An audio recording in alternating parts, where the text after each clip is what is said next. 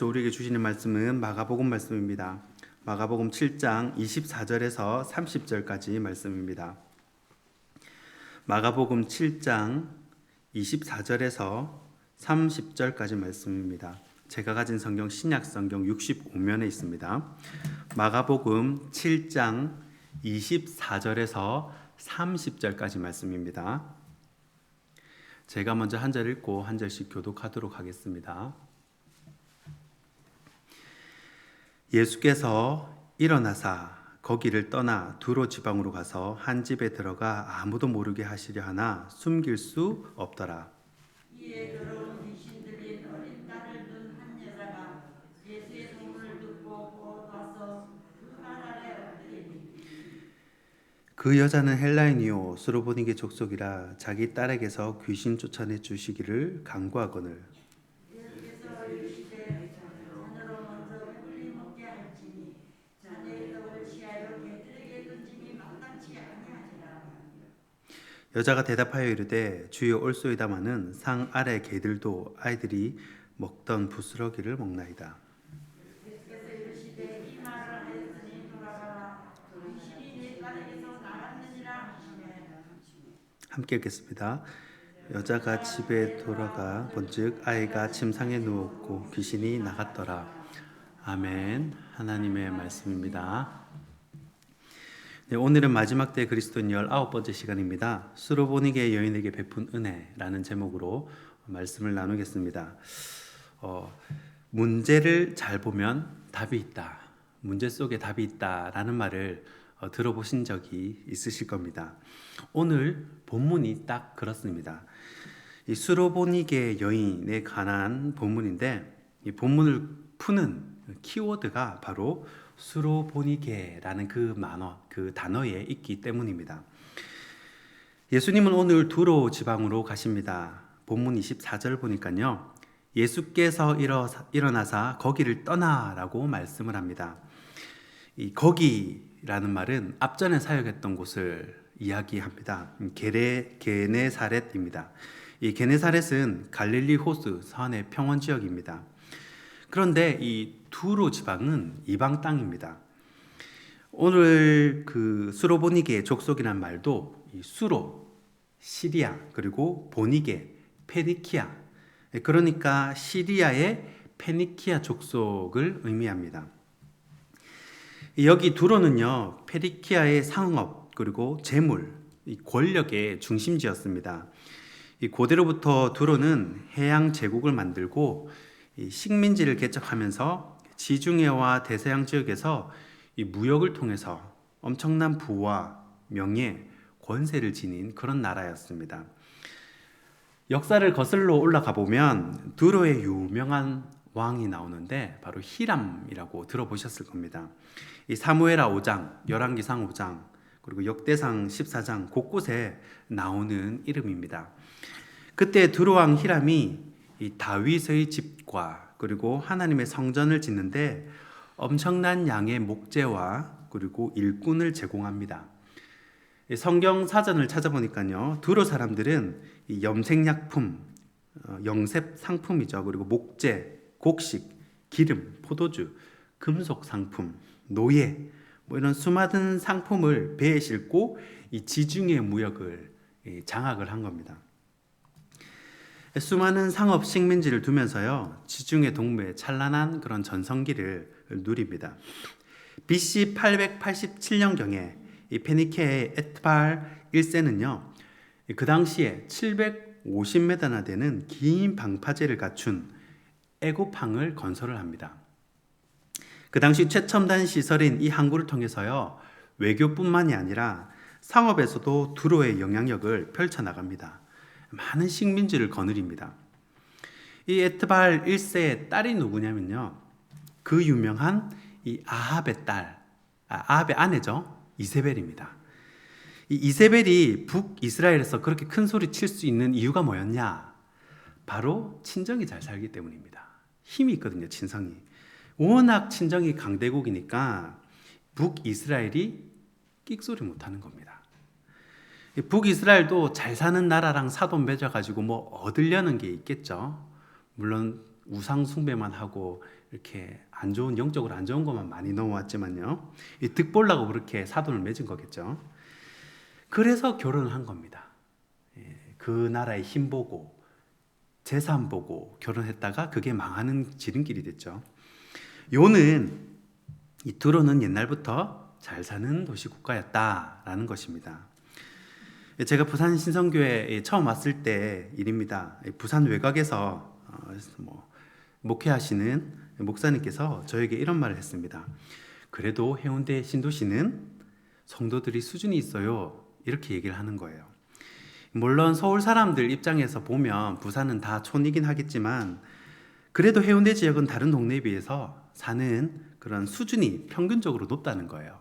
왜 서울도 어느 동네 하면 왜 좀 거기 산다면 좀 잘 산다 이런 생각을 하잖아요.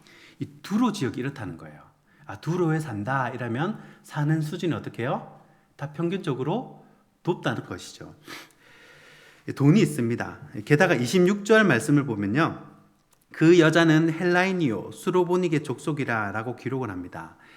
이 말을 풀었으면요. 그 여자는 그리스인이요 시리아 페니키아 족속이라 라는 말이 됩니다. 이 그리스는요 지성의 도시입니다. 소크라테스, 플라톤 이런 고상한 동네입니다. 그러니까 쉽게 말해서 돈도 많은데 가방끈도 길다 이런 말이에요. 나 이대 나온 여자야 그러는 겁니다. 반면에 예수님은 어떻습니까? 식민지 국가의 갈릴리 시골 동네 청년입니다. 그리고 직업도 목수 출신이에요. 나이는요 수로보니게 여인이 딸을 가지고 있을 정도면 더 예수님보다 나이가 많지 않았을까? 예수님 보니까 갓 30 넘긴 그런 청년의 모습입니다. 여러분 보통 사람 같으면 그 앞에 엎드리기가 무릎 꿇기가 쉽지가 않다는 것입니다. 그러니까 저자는요 마가는 이 헬라인이요 수로보니게 족속이라 이거를 설명함을 통해서 이 말에 예수님과 이 여인의 엄청난 신분 대비를 하고 있는 거예요. 돈과 권력이 있는데 겸손하기는 낙타가 바늘귀에 들어가기 만큼 어렵다고 생각을 합니다. 그런데 이 여자에게 문제가 있었습니다. 바로 자식 문제입니다. 이 딸이 귀신이 들린 겁니다. 세상 잘난 사람도 자식이 온전하지 못하면 여러분 무슨 기쁨이 있겠습니까? 인생이 고통일 것입니다. 그런데 이 고난이 이 수로보니게 여인에게는 복이 됐다는 겁니다. 왜요? 이 자식에게 그런 문제가 없었다면 여러분 그 여인이 예수님 앞에 엎드렸겠습니까? 사실 엎드리지 않을 가능성이 더 많았을 겁니다. 25절 말씀입니다. 이에 더러운 귀신 들린 어린 딸을 둔 한 여자가 예수의 소문을 듣고 곧 와서 그 발 아래에 엎드리니. 아멘. 여러분 예수님께 엎드리는 것이 복이라는 것입니다. 그런데 예수님의 반응이 이상합니다. 이 여자에게 마음이 상할 법한 그런 말을 합니다. 27절입니다. 예수께서 이르시되 자녀로 먼저 배불리 먹게 할지니 자녀의 떡을 취하여 개들에게 던짐이 마땅치 아니하니라. 아멘. 자, 유대인들이 날 때부터 부정하다고 생각하는 세 부류가 있다고 그랬습니다. 세 부류가 있다 그랬죠. 장애인, 이방인, 여자. 이거는 너무 억울합니다. 날 때부터 그런데 부정하다고 취급하고 이렇게 멀리하는 겁니다. 유대인 입장에서는요, 이 수로보니게 여인이 아무리 부유하고 어쩌다 하더라도 이방인인데다가 여자입니다. 그러니까 이제 예수님이 유대인들 하는 대로 개 취급을 하는 겁니다. 여러분 그러면 이쯤 되면 평소 성격 같으면 상 뒤집고 난리를 칠 거 아닙니까? 자기를 무시했으니까요. 그런데도 이 여인은요 자신을 죽이면서 이렇게 말합니다. 28절입니다. 여자가 대답하여 이르되 주여 올소이다마는 상 아래 개들도 아이들이 먹던 부스러기를 먹나이다. 아멘. 자, 이 말이 무슨 말이냐면 유대인들은요 빵을 먹다가 빵을 떼어 먹다가 마지막 빵 조각이 나면 그 마지막 빵 조각으로 손을 닦고 그거를 상아래 버립니다. 그러면 개들이 와가지고 이 빵으로 손 닦았던 그 빵 조각을 먹는다는 거예요. 그러니까 여자에게 굉장히 심한 말을 한 겁니다. 그런데도 수로보니게 여자는 끝까지 예수님께 숙이고 들어갑니다. 이 수요일마다 이 레위기를 다루고 있습니다. 소재, 예수님의 인격, 고운 가루와 같은 성격을 상징하는 소재와 오늘 이 수로보니게 여인의 본문이 매치를 한다고 생각을 합니다. 이 수로보니게 여인은 가진 게 많고 배운 게 많은 사람입니다. 예수님 없어도요, 얼마든지 잘 먹고 잘 살 수 있는 사람입니다. 그러나 귀신 들린 자식이라는 그 아픔, 고난을 통해서 고운 가루가 되었고 또 예수님께 끝까지 엎드리는 그런 소재가 되었다는 것입니다. 그리고 고운 가루가 된 그 여자의 고백을 듣고 예수님은 그 여자의 간절한 소원에 응답해 주셨습니다. 말씀을 맺습니다.